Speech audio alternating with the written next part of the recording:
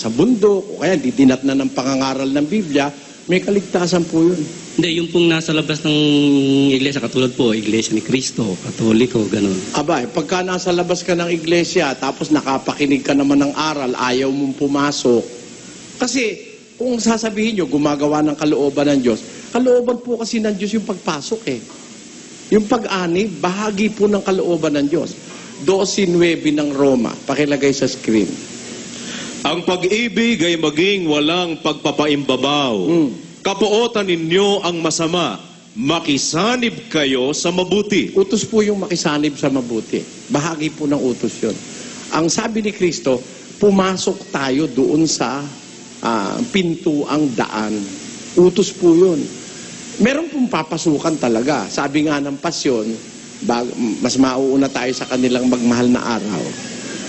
Sapagkat pastor kang tunay nitong mundo kabilugan,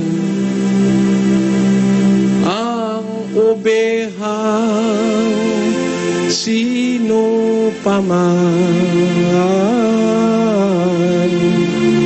kung di masok sa bakuran, hindi mo na sasakupan. O yan, nasa pasyon po yan eh. O, pag hindi totoo, putulan nyo ko ng lalamunan. Nasa pasyon po yan. Pastor kang tunay nitong mundong kabilugan, sabi sa ating Panginoon. Ang obehang sino pa man, kung di masok sa bakuran, di mo nasasakupan. Kaya para masakop ka, papasok ka sa bakuran ni Kristo. Gusto po ni Kristo yon. 10:16 ng Juan. Basa. At mayroon akong ibang mga tupa na hindi sa kulungang ito. Sila'y kailangan din namang dalhin ko at kanilang diringgin ang aking tinig at sila'y magiging isang kawan at magkakaroon ng isang pastor. Ayon. Meron po kulungan eh. Gusto ng Kristo, pumasok tayo ron. Ngayon, kung hindi ka napasok doon dahil hindi ka nakapakinig o kaya kulang ka sa impormasyon o kaya nandun ka sa bundok o kaya nabuhay ka noong mga panahon ng Dark Ages, paano yung nabuhay na hindi narating ng Biblia? Dito sa Pilipinas, nung dumating ang Biblia nung 16 na siglo lang. Paano yung mga Pilipinong nabuhay 15 siglo pababa? Puro na lang ba sa impyerno yon? Hindi po ganun ang Diyos. Ang Diyos ay makonsiderasyon.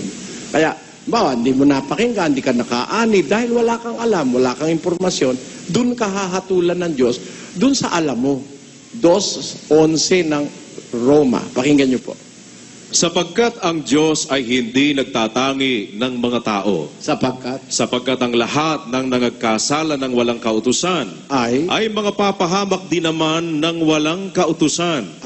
At ang lahat ng nangagkasala sa ilalim ng kautusan ay sa kautusan din sila hahatulan. Sapagkat hindi ang mga tagapakinig ng kautusan ang siyang mga ganap sa harapan ng Diyos. Kundi ang nagsisitalima sa kautusan ay aariing mga ganap.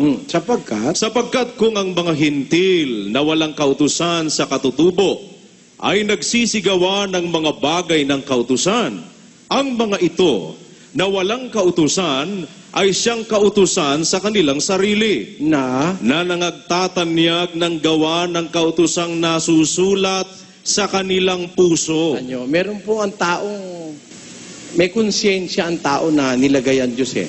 Kahit hindi ka pa nakakapakinig ng kautusan, maramdaman mo kung masama o mabuti yung isang bagay eh. Wala ka napakinggang aral ng Biblia, doon ka hahatulan, doon sa nakasulat na kautusan sa iyong puso.